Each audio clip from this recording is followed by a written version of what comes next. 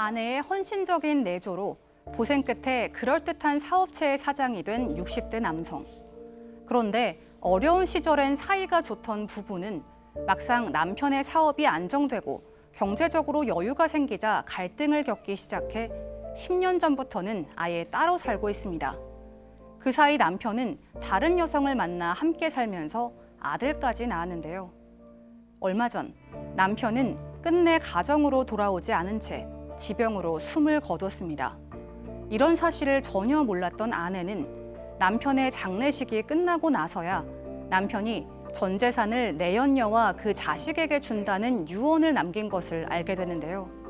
아내는 남편의 유언이 부당하다고 주장했지만 내연녀는 남편의 뜻이라며 아내에게 단 한 푼도 줄 수 없다고 합니다. 과연 남편의 유언은 법적 효력이 있을까요? 오랫동안 고생하며 남편을 뒷바라지했던 아내는 이대로 남편의 수십억 유산을 상속받지 못하는 걸까요? 네, 오늘 이 사건 상담실에서는요, 남편이 이제 숨진 후에 남편의 유산을 놓고 상속 문제를 고민하고 있는 60대 여성의 사연인데, 뭐 얘기를 들어보면 좀 뭐라고 할까요? 뭐 내용 자체가 이제 상속의 문제지만 또 가정의 문제일 수도 있기 때문에 일단 이 가정의 이 부부의 얘기를 좀 먼저 풀어보죠. 네, 지금 말씀하셨던 것처럼 60대 부부의 사연이고요. 이 사연을 보내주신 분은 아내입니다. 이 얼마 전에 이제 성공한 사업가인 남편이 안정적인 사업을 유지하고 그러면서 수십억 자산을 가지고 있는데 이제 안타깝게 지병으로 사망을 했는데요. 처음으로 좀 돌아가 보면 이게 처음부터 번듯한 사업체를 갖고 있었던 건 아니고요. 계속 실패와 실패를 거듭했다고 합니다. 그때마다 이제 아내가 친정집에서 돈을 빌려와서 건네기도 하고 또 남편이 사업에 실패해서 좌절하고 있으면 옆에서 응원하고 힘을 북돋워주기도 하고, 그러니까 남편이 계속 다시 이 사업을 향해서 도전을 할 수 있게 된 데는 이 아내의 내조가 아주 결정적이었었는데요. 이제 그러다 보니까 사업으로 이제 어느 정도 성공을 하면 남편이 바빠지지 않겠습니까? 이 사업하는 과정에서도 시부모도 다 이 아내분이 챙기고 아들도 거의 사실상 혼자 키웠습니다. 그래서 예전에 이 남편은 이 아내를 보고 내 인생 최고의 복덩이가 당신이다라는 표현까지 썼다고 하는데, 이제 이런 부부의 노력 끝에 정말 이 사업체가 자리를 잡았고요.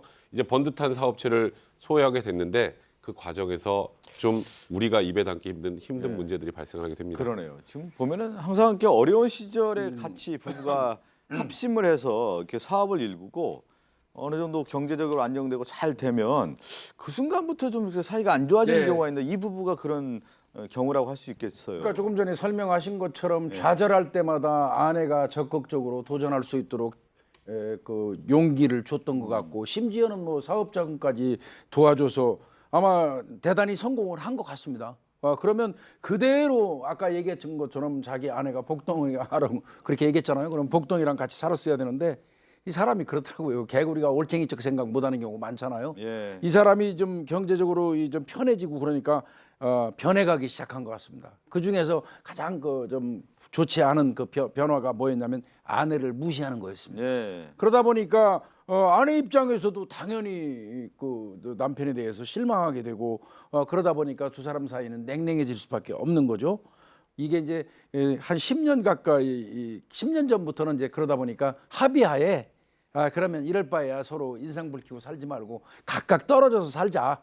이렇게 합의가 된 것 같아요. 그래서 남편은 회사 인근에다가 집을 구해서 거기서 머무르면서 1년에 한 번씩 뭐 명절이나 애들 생일 때 한 번씩 왔다고 그래요. 그리고 아내 입장도 차라리 안 보니까 차라리 편했다고 하는데요. 법적으로는 뭐 무늬만 부부인 채로 살아가고 있었던 겁니다. 그러니까 10년 동안 이제 떨어져 살다가 남편이 이제 어느 날 갑자기 이제 병이 악화돼서 이제 사망했는데, 남편이 사망하고 장례식 끝난 이후에나 남편의 사망 소식을 알게 됐고 또 유언까지 남긴 사실을 뒤늦게 알게 됐습니다. 10년 동안 뭐 거의 별거하고 살았으니까요. 1년에 몇 차례 만난 게 다이다 보니까 그냥 띄엄띄엄 남편의 소식만 들었겠죠. 60대 남성이 얼마 전에 암 선고를 받고 5달 만에 사망을, 굉장히 빠른 시간에 사망을 하게 됩니다. 이 아내 입장에서도 남편이 아프다는 이야기는 들었는데 이렇게 급작스럽게 사망할 줄은 몰랐던 것 같아요. 그러다 보니까 나름 좀 충격이 있었고 뭐 아이들도 마찬가지고요. 아무리 별거를 했더라도 남편이고 아버지니까 상당히 상처를 받고 충격을 받았고, 한편으로는 이렇게 허무하게 갈 줄 알았으면 지난 10년 동안 내가 조금 참고 조금 잘해줄 거라는 후회까지 있었다라고 합니다. 그러고 나서 이제 장례식을 다 치렀는데 더 큰 충격이 다가오는데요. 남편의 사망도 물론 큰 충격이지만 장례식이 끝날 때쯤에 한 40대 여성이 찾아와요. 이 아내를. 40대 여성이 찾아와서 내가 당신 남편의 내연녀이다. 사실은 내가 당신 남편과 살고 있었고 우리 사이에 아들도 있다. 네. 그 아들이 현재 4살입니다. 여기까지도 사실은 충격적이죠. 떨어져 사는 동안에 다른 여성이 있었고 아이까지 나왔구나. 그런데 이 여성이 또 한마디를 덧붙이는데요.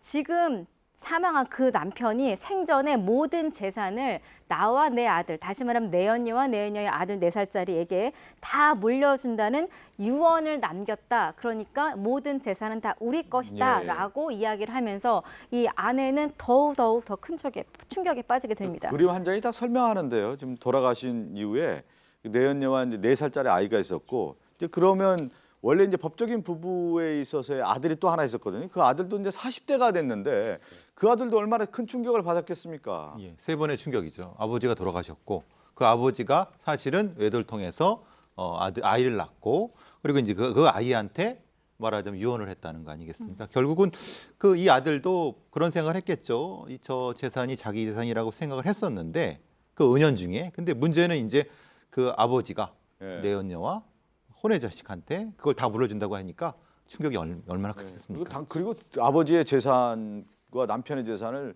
내연녀와 그 아들에게 다 준다고 하면은 충격을 받을 수밖에 없고 당장 찾아갔겠죠. 찾아가서 얘기를 했더니 이 내연녀는 절대 줄 수 없다. 재산을 나눠줄 수 없다라고 지금 강력하게 주장하고 있거든요. 게다가 또 우리는 사연을 들었잖아요. 네. 과거에 남편이 얼마나 힘들었고 이 여성이 얼마나 지극정성으로 남편의 사업을 일으키기 위해서 고생을 했는지 그럼에도 불구하고 돈 한 푼이 남기지 않으니 당연히 충격을 받은 이 아내와 40대 아들이 함께 이 내연녀가 살고 있는 집에 찾아갑니다. 찾아가서 우리가 그 숨진 남편의 법적 배우자와 법적 아들이다. 그러니까 망인의 법적 상속인으로 상속받을 권리가 있다라고 이야기를 하자 내연녀 조금도 굴하지 않고 아주 당당하게 이야기를 합니다.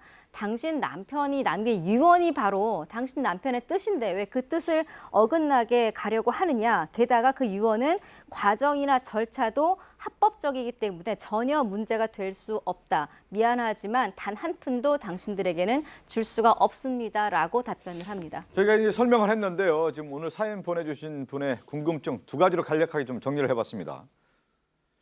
자, 첫 번째는요. 상속 재산에 대한 남편의 유언 법적 효력이 있을까요? 이고요. 두 번째는 지금이라도 남편과 새 살림을 차린 여성에게 위자료 청구가 가능한가요? 라는 질문인데 첫 번째부터 좀 살펴보죠. 남편이 전 재산을 지금 내연녀와 그 내연녀가 낳은 아들 4살짜리 아들에게 다 주겠다라고 하는데 이 유언의 효력이 있는 겁니까? 일단 법적으로 부인이 있고 또 아이들이 있는데 예. 내연녀에게 모든 유산 준다라고 하면 왠지 뭔가 사회상규에 반해서 무효일 것 같잖아요. 아닙니다. 이건 유언 자체는 유효합니다. 일단. 그러니까 이 유언이 무언가 우리가 생각하는 것처럼 좀 불합리하다고 하더라도 이거는 사적 자치 원칙이 이제 적용이 되니까요. 소위 말해서 사망할 사람이 내 재산을 처분하는 자유도 이제 있다. 나라에서는 부여를 하니까요. 이제 근데 이제 그런 일을 100% 유효하다고 해버리면 지금처럼 이런 불합리한 결과가 나오잖아요. 그래서 민법에 우리가 여러 번 다뤘던 유류분 제도라는 게 있습니다. 그러니까 실제로 지금 그러니까 아버지 사망한 남편이 사망을 하면 실제 법적으로 상속을 받을 수 있는 사람은 3사람입니다.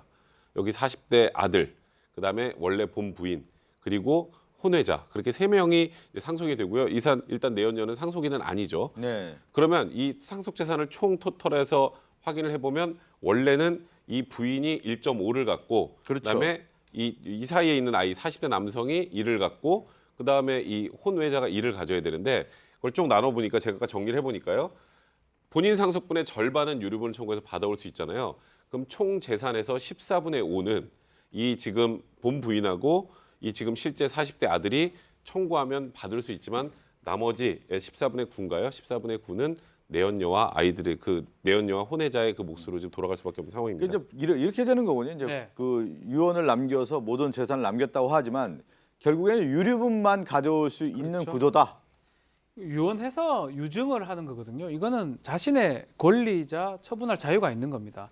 다만 법에서 막고 법에서 보호하는 부분은 그 공동 상속인들의 그 유류분 그 부분만 이제 보호를 해주고 백 변호사님 계산했는데 아내 같은 경우, 법적 아내는 14분의 2가 되고요. 3이죠. 14분의 3이 되고요. 그 아들은 친아들 40대 7분의 1이 되기 때문에 둘이 합치면 14분의 5 정도를 가져갈 수가 있고 나머지는 지금 그 아들하고 지금 그 내연 이제 사실혼 관계 여성이 가지는 걸로 되겠습니다. 근데 이제 10년 동안 이제 떨어져 살았는데 지금 오늘 상담하신 분 같은 경우 이 내연녀를 대상으로 해서 상대로 해서 위자료 청구가 가능하겠느냐라고 지금 얘기하는데 가능합니까? 그 부분은 이제 가능성이 충분히 있다라고 생각이 듭니다. 이제 원래 불법행위에 기한 손해배상 청구가 가능한데 이렇게 내연 관계를 형성한다면 아이까지 지금 돼 있고 지금 사망하고 장례식장에 찾아왔잖아요. 네. 몰랐다면 모르겠지만 알고 찾아왔다고 봐야 되기 때문에 본인도 이 자신의 그 내연남 아니면 사실혼 관계 남편이 법률혼이 있는 걸 알고 왔기 때문에 뭐 위자료 금액이 뭐 크진 않을 수 있지만 위자료 청구는 가능할 것으로 보입니다. 그러니까 일단 불법행위 손해배상 청구 소송은 안 날로부터 3년, 있었던 날로부터 10년 안에 할 수 있는데 지금 내연관계 지금까지 유지했었잖아요. 이 남편이 사망하기 직전까지. 그러면